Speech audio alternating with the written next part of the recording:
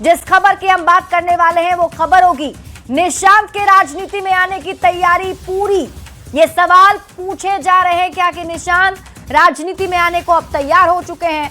दूसरी खबर जो हम आपको आज समझाएंगे वो होगी उपेंद्र कुशवाहा की पार्टी का बीजेपी में विलय होगा। ये भी बड़ा सवाल बना हुआ है।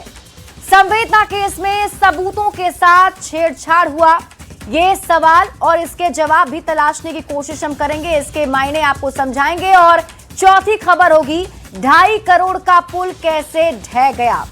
शुरुआत सबसे पहले कर लेते हैं पहली खबर के साथ। क्या नीतीश कुमार के बेटे निशांत कुमार की सियासत में एंट्री की तैयारी पूरी हो गई है? जेडीयू के दिग्गज नेता निशांत के राजनीति में आने की बात कह रहे हैं। बिहार में राज्यसभा चुनाव की उम्मीदवारी से ठीक पहले निशांत को लेकर बड़े नेताओं के बयान से इस बात की चर्चा और भी ज्यादा तेज हो गई है कि क्या निशांत राज्यसभा जाएंगे। सबसे पहले आप रिपोर्ट देखिए, फिर खबर तो समझिए। निशांत को दल में आना चाहिए। निशांत जी को पार्टी में आकर के काम करना चाहिए। क्या नीतीश कुमार के बेटे निशांत कुमार के राजनीति में आने की तैयारी पूरी हो गई है? बिहार में राज्यसभा चुनाव की उम्मीदवारी से ठीक पहले संजय झा ने निशांत के राजनीति में आने की बात कही, तो जेडीयू के राष्ट्रीय महासचिव भगवान सिंह कुशवाहा का भी यही कहना है कि निशांत को जल्द से जल्द राजनीति में आना चाहिए। निशांत जी को पार्टी में आकर के काम करना चाहिए। ये सबकी भावना है, हम सबकी भावना है कि निशांत जी को आके पार्टी में काम करना चाहिए। वो लोग की इच्छा है कि निशांत को दल में आना चाहिए, और दल में आना चाहिए तो उनको राज्यसभा भेजना चाहिए। बिहार में राज्यसभा चुनाव होने हैं। राज्यसभा चुनाव से ठीक पहले निशांत के सियासत में आने को लेकर एक बार फिर से बहस तेज हो गई है। अब सवाल है कि निशांत आखिरकार कब राजनीति में कदम रखेंगे। क्या निशांत की सियासी एंट्री की पटकथा तैयार है?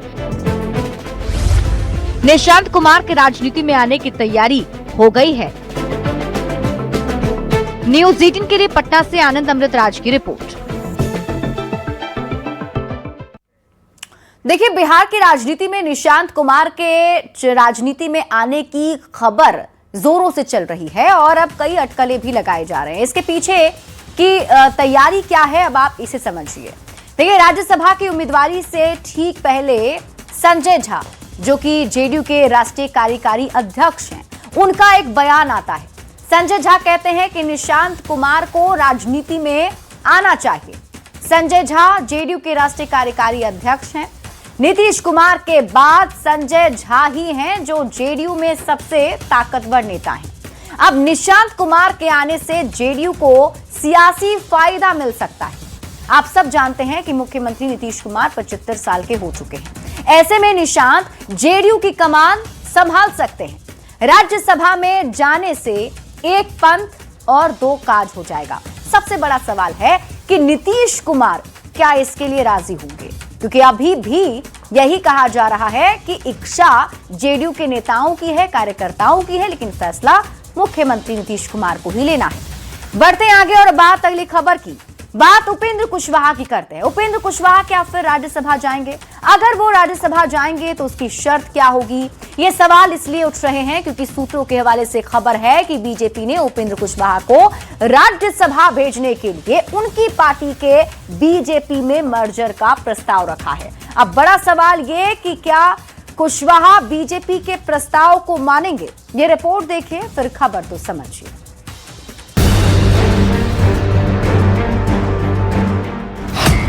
कुशवाहा की पार्टी का बीजेपी में होगा विलय। क्या फिर राज्यसभा जाएंगे कुशवाहा? ये सवाल बिहार के सियासी गलियारों में तैर रहा है। बिहार में राज्यसभा चुनाव होने हैं। आरएलएम अध्यक्ष उपेंद्र कुशवाहा का राज्यसभा कार्यकाल समाप्ति की ओर है। 5 मार्च को नामांकन की अंतिम तिथि है। ऐसे में राज्यसभा चुनाव को लेकर बिहार में सियासी हलचल चरम पर है और कुशवाहा के नाम को लेकर भी राजनीतिक गलियारों में चर्चा तेज है। सूत्रों के हवाले से खबर है कि बीजेपी ने कुशवाहा की पार्टी को मर्जर का प्रस्ताव दिया है। माना जा रहा है कि कुशवाहा को बीजेपी राज्यसभा भेज सकती है, लेकिन कुछ शर्त पर। हालांकि सूत्र ये बता रहे हैं कि कुशवाहा फिलहाल इसके लिए तैयार नहीं है। कुशवाहा अपनी ही पार्टी के सिंबल पर राज्यसभा जाना चाहते हैं। उपेंद्र कुशवाहा की पॉलिटिक्स जो है अभी दोराहे पर है।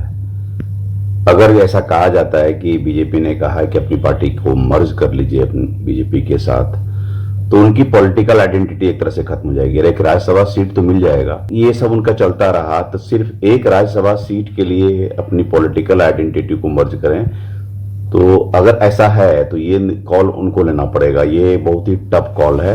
बड़ा सवाल है कि कुशवाहा की पार्टी के बीजेपी में मर्जर की बात क्यों हो रही है। आरएलएम को मर्ज कराने के बाद बीजेपी को कुशवाहा का बड़ा नेता मिल सकता है। आरएलएम का पिछड़ा वोट बैंक बीजेपी खुद में समाहित करना चाहती है। कुशवाहा राज्यसभा सीट और बेटे का मंत्री पद बचाने के लिए पार्टी मर्ज कर सकते हैं। हालांकि ये मर्जर उतना आसान नहीं है। इससे कुशवाहा की अलग पहचान समाप्त हो सकती है। कुशवाहा की पार्टी में विधायकों की नाराजगी से उन पर पहले से ही दबाव है। बीजेपी जैसी बड़ी पार्टी में शामिल होकर कुशवाहा के राजनीतिक कद पर भी इसका असर पड़ सकता है। ऐसे में सवाल है कि कुशवाहा राज्यसभा जाने के लिए अपनी पार्टी का विलय करेंगे। न्यूज़ 18 के लिए पटना से आनंद अमृतराज की रिपोर्ट।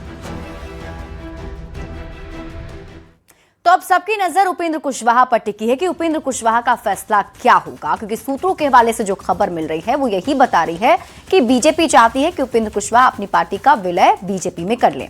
अब उपेंद्र कुशवाहा की पार्टी के बीजेपी में विलय की चर्चा क्यों हो रही है, ये आपको समझाते हैं। तो उपेंद्र कुशवाहा का राज्यसभा का टर्म जो है वो समाप्त हो रहा है, मतलब उनका कार्यकाल खत्म हो रहा है। उपेंद्र कुशवाहा बीजेपी की मदद से राज्यसभा में आए थे और उपेंद्र कुशवाहा बीजेपी में नहीं है। उपेंद्र कुशवाहा की अपनी पार्टी है आरएलएम। विधानसभा में 6 सीट लड़ने के लिए उन्हें मिली थी। उपेंद्र कुशवाहा के 4 विधायक चुनाव में जीत कर आए। उपेंद्र कुशवाहा के बेटे बिहार सरकार में मंत्री हैं। उपेंद्र कुशवाहा के बेटे ना एमएलए हैं ना एमएलसी है। उपेंद्र कुशवाहा की पत्नी बीजेपी की मदद से एमएलए जरूर हैं। उपेंद्र कुशवाहा तभी राज्यसभा जाएंगे जब बीजेपी का उन्हें मदद मिलेगा। अब बीजेपी का कुशवाहा के समर्थन के बिना भी काम चल रहा है। दिल्ली और पटना की सरकार पर कोई खतरा नहीं है। ऐसे में अगर बीजेपी उपेंद्र कुशवाहा को राज्यसभा भेजती है तो बीजेपी ये पूछ सकती है, आप हमारी पार्टी में क्यों नहीं आ जाते। और यही कहा जा रहा है कि उपेंद्र कुशवाहा को ऐसा ऑफर भी मिला है। हालांकि देखने वाली बात होगी उपेंद्र कुशवाहा इस पर क्या फैसला लेते हैं। बढ़ते हैं आगे और बात अगली खबर की। बात नीट छात्रा संवेदना के मौत मामले की करते हैं। संवेदना केस में आज कोर्ट में सुनवाई हुई। कोर्ट ने सुनवाई के दौरान सीबीआई को कड़ी फटकार लगाई तो पीड़िता के परिवार ने जांच अधिकारियों पर सबूतों से छेड़छाड़ करने के आरोप पर मुकदमा दर्ज कर कानूनी कार्रवाई की मांग की है। कोर्ट ने शंभू गर्ल्स हॉस्टल के मालिक मनीष रंजन को भी जमानत देने से इनकार कर दिया है। सबसे पहले ये रिपोर्ट देखिए, फिर खबर तो समझिए। नीट छात्रा केस में कोर्ट का रुख सख्त। जांच अधिकारियों ने सबूतों से छेड़छाड़ किया। कोर्ट ने लगाई सीबीआई को कड़ी फटकार।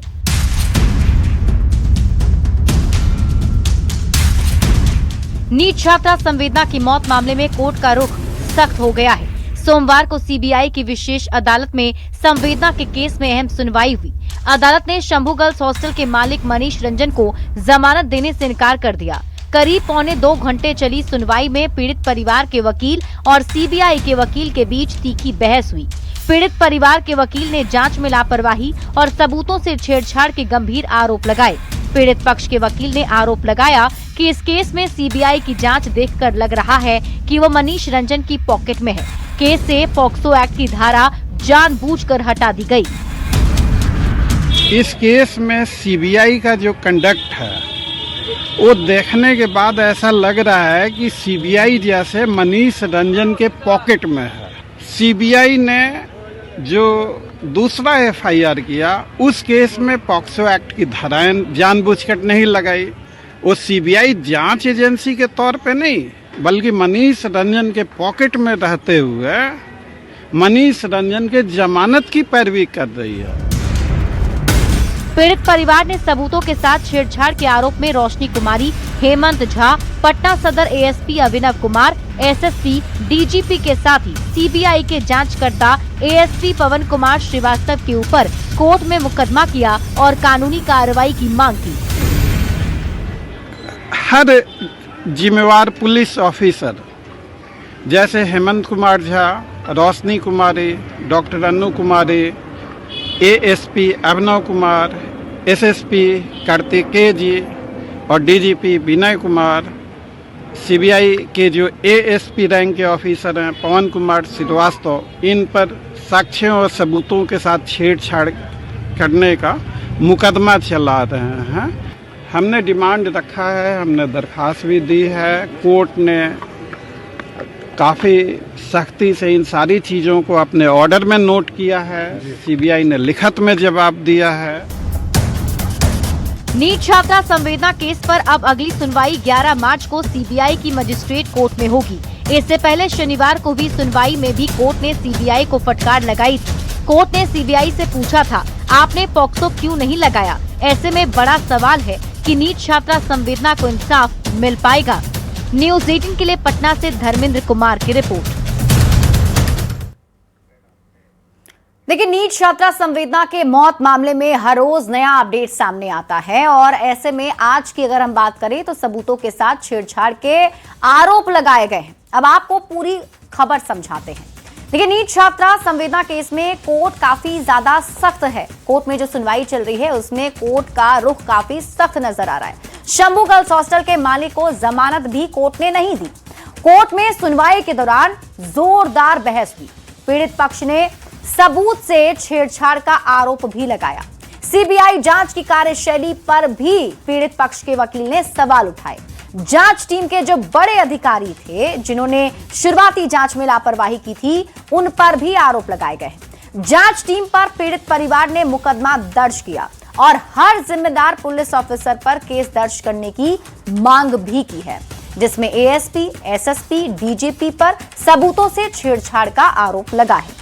थाना प्रभारी रोशनी कुमारी, दारोगा हेमंत झा पर भी सवाल उठाए गए हैं।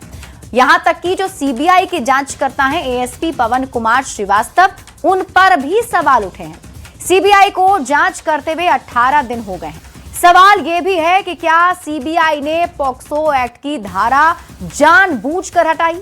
क्या नीट छात्रा संवेदना को इंसाफ मिल पाएगा? यह बड़ा सवाल बना हुआ है, क्योंकि सीबीआई की टीम भी लगातार 18 दिन से जांच पड़ताल कर रही है, लेकिन बहुत कुछ जानकारी, एक ठोस पुख्ता जानकारी अब तक सामने नहीं आई है। बढ़ते आगे और बात अगली खबर की। बिहार में पुल बनना अब खबर से ज्यादा मजाक बनता जा रहा है। कहीं पुल बनने से पहले गिर जाता है, कहीं उद्घाटन से पहले ही धराशायी हो जाता है। ताजा मामला गोपालगंज का है, जहां करीब 3 करोड़ की लागत से बन रहा पुल तैयार होने से पहले ही ढह गया। ये रिपोर्ट देखिए, फिर खबर तो समझिए।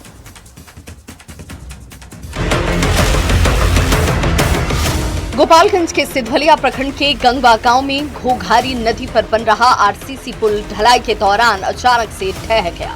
करीब 2 करोड़ 89 लाख की लागत से बन रहे इस पुल का एक हिस्सा निर्माण के दौरान ही धराशायी हो गया, जिसके बाद निर्माण कार्य की गुणवत्ता पर गंभीर सवाल खड़े हो गए। हालांकि राहत की बात ये रही कि इस हादसे में किसी की जान नहीं गई। बताया जाता है कि करीब 29 मीटर लंबे इस पुल का निर्माण मोतिहारी की बापूधाम कंस्ट्रक्शन कंपनी कर रही थी, लेकिन पुल के स्लैब का एक हिस्सा निर्माण पूरा होने से पहले ही गिर गया। पुल निर्माण हो रहा था जी। पुल गिरा है ना? जी गिर गया है। उसमें कोई मजदूर भी दबा है? नहीं, एक भी नहीं दबा, सब सेफ है। सब सेफ है जी, 10 के 10 सेफ है। आज ढलाई हो रहा था क्या? जी, आज ढलाई हो रहा था, मिट्टी दबने के कारण उसे टीम बैठ गया। मामले की जानकारी मिलते ही गोपालगंज के डीएम पवन कुमार सिन्हा ने घटनास्थल का जायजा लिया। डीएम ने साफ कहा कि इस मामले में सिर्फ निर्माण कंपनी ही नहीं, बल्कि विभाग के दोषी इंजीनियर और अधिकारियों पर भी कार्रवाई होगी। टीम बनाई है जिसमें कि जो इंजीनियर, चीफ इंजीनियर हैं WRD के, उनको अध्यक्ष बनाया है, और इसके अलावा BCD के एक्जीक्यूटिव इंजीनियर और LAO के एक्जीक्यूटिव इंजीनियर के मेंबर होंगे। इनके द्वारा एक इस पूरे मामले की स्वतंत्र जांच कराई जाएगी तथा पुल के गिरने के कारणों की समीक्षा की जाएगी। बार बार पुल का गिरना एक गंभीर विषय है। इस हादसे ने कई गंभीर सवाल खड़े कर दिए। सवाल ये कि बनते बनते पुल आखिर कैसे गिर गया? निर्माण में क्या बड़ी लापरवाही हुई? घटिया निर्माण सामग्री का इस्तेमाल क्यों हुआ? गुणवत्ता जांच में क्या लापरवाही की गई और दोषियों के खिलाफ सख्त कार्रवाई कब होगी? फिलहाल जिला प्रशासन इस मामले की जांच में जुटा है। अब देखना होगा कि जांच रिपोर्ट में किन लोगों की जिम्मेदारी तय होती है और कब तक इन पर कार्रवाई की जाती है। जांच करेंगे और जांच के बाद इस पूरे मामले में कार्रवाई करने की बात कही गई है। गोविंद कुमार, न्यूज़ 18, गोपालगंज। आप सभी जानते हैं कि बिहार में कोई पहला मामला नहीं है जब पुल बनने से पहले ढह गया हो। ऐसे कई मामले सामने आ चुके हैं और इसीलिए हम इसे कह रहे हैं कि अब पुल बनना एक मजाक बन चुका है। अब पुल बनते बनते क्यों ढह जाते हैं, इसे हम आपको समझाते हैं। गोपालगंज के गंगवा गांव में पुल ढलाई के दौरान ही ढह गया और आपको बता दें कि इसकी जो लागत थी, यानी कि पुल बनाने में जो खर्च हुआ है वो 2,89,00,000 रुपए की लागत से ये पुल बनाया जा रहा था, जो धराशायी हो गया। करोड़ों का पुल बनने से पहले ही ध्वस्त हो गया। पुल गिरने की क्या वजह हो सकती है, अब आप इसे समझिए। पहली वजह तो यही है कि पुल में घटिया निर्माण सामग्री का इस्तेमाल किया गया होगा। कंस्ट्रक्शन कंपनी ने मुनाफे के लिए क्या सौदा किया? सवाल ये भी उठ रहे हैं कि ग्रामीणों ने घटिया निर्माण का आरोप लगाया है। घटिया सामान और कमजोर सरिया के इस्तेमाल का आरोप भी लग रहा है। बिहार में पुल गिरने की घटनाएं लगातार सामने आ रही हैं। ये पहला मामला नहीं है और एक एक करके उन मामलों पर अगर हम नजर डालें तो 4 जून 2023 को सुल्तानगंज अगवानी घाट पुल का हिस्सा गिरा था और उसके बाद अगस्त 2023 में उसी पुल का जो दूसरा हिस्सा बना था वो भी ढह गया था। 18 जून 2024 को अररिया में निर्माणाधीन पुल गिर गया था। पुल निर्माण की गुणवत्ता पर तब भी गंभीर सवाल उठे थे और अब एक बार फिर से गोपालगंज का ये मामला, जहां पुल बनने से पहले ही ढह गया। बढ़ते हैं आगे और बात अगली खबर की। बिहार में शराबबंदी पर बार बार सवाल उठ रहे हैं। शराब पर बैन है लेकिन सरेआम जाम छलकाए जा रहे हैं। होली से पहले शराब की पार्टी हो रही है। मोतिहारी और नवादा की से 2 तस्वीरें सामने आई जिसे देखकर आप भी हैरान रह जाएंगे। ऐसे में लोग पूछ रहे हैं कि शराब अगर बैन है तो पार्टी कहां से हो रही है? अगर कानून सख्त है तो उल्लंघन इतने खुलेआम क्यों? ये रिपोर्ट देखिए, फिर खबर तो समझिए।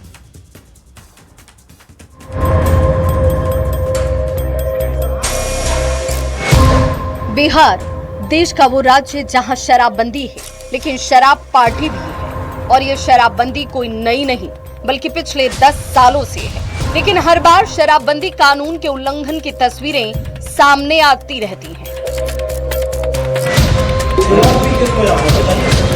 इसी क्रम में मोतिहारी के एक होटल में पुलिस ने दबिश दी। होटल संचालक समेत 5 लोग शराब के नशे में डूबे मिले। टेबल पर खाना, ग्लास और वो जहर जो कथित तौर पर बैन है। शराब के शबाब में डूबे हुए लोग भी यहाँ मिल गए।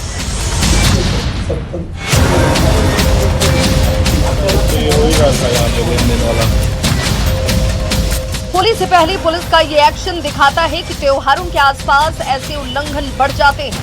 पुलिस ने होटल संचालक समेत सभी को हिरासत में लिया और आगे की कार्रवाई में जुट गई है।